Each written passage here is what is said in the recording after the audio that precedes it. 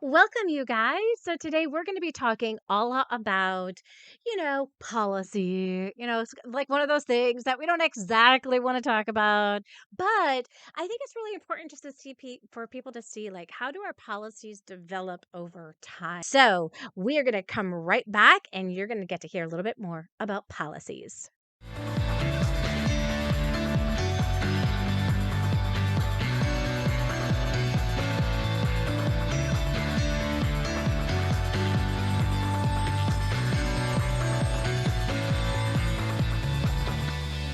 Welcome back. Now, you guys, I have something really special for you because those of you guys that are joining us today, I am going to give you a copy of my policy that I have developed over time.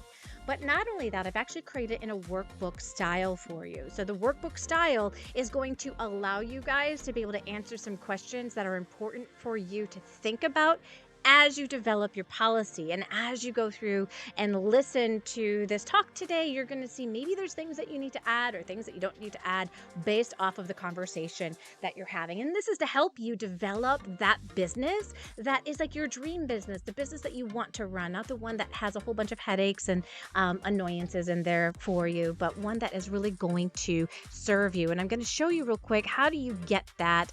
All you have to do is click on into you're going to put onlinetutorcoach.com/policy.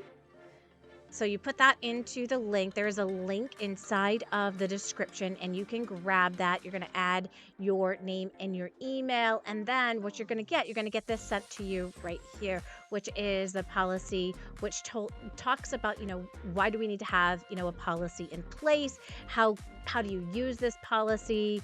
Questions to answer for yourself, and then here's the example of my specific policy, and there's a space for you to be able to write your own policy inside of there as you go. Now, feel free, you can download that, onlinetutorcoach.com/policy. I'm going to tell you guys, when you have clarity in your business at every step, do you know what happens? People want to keep working with you because they know the expectations. They're not sitting there and wondering. You're not sitting there and wondering. It's pretty clear. One last thing, and I know some people have this, some people don't. Some people have a contract. Some people make them sign the policy. I do not. I figure, look, I'm sending you like how payment works inside of there. You're probably going to read it. Maybe, but other people who might say, well, you signed this contract, you should have known ahead of time. Like, I don't want to use that against them. Because I'm building a relationship. I don't want them to feel like contractually obligated to me and have that stress. But I know that this is a different issue for everyone. And again, I respect whatever people decide for themselves. Do you guys have them sign any kind of like a contract when they start working with you? I do.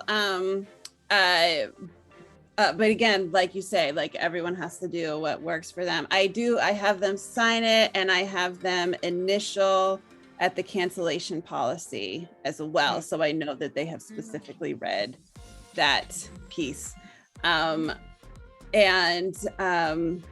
it's been okay. When I ran another business before, it was a similar sort of, I had a daycare, and some advice that I got then was to treat it like a business, because like we're in professions that are like helping and giving professions, and it's so easy to be like, I just want to help, I just want to take care of, as much as I can and make it like I'm a people pleaser. Right. Yes. And so anyway, so this advice that I got was like to treat it as a business when it comes to, like collecting payment and having, like, making your policies really clear. And whether or not you have someone sign the thing is, another question. But it was really helpful for me because I'm a people pleaser. Yes. you Yes, know? absolutely. And when you let people know what your expectations are, they're more likely to at least try to follow those Yeah. expectations, right? Like it's Uh, kind of like a kid in a classroom. If they know the expectations of the teacher, they're more mhm, likely than to follow. I saw my daughter like looking at a rubric the other day. So here is exactly what they are looking for.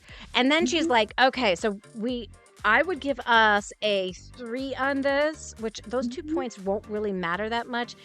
I think we're done. What do you guys think? And they were like, okay with like not having it perfect and being like, okay, we Mhm, know we missed the boat on this piece of it, but that is the teacher's way of getting those expectations out there, right? Of is a rubric, and ours is our.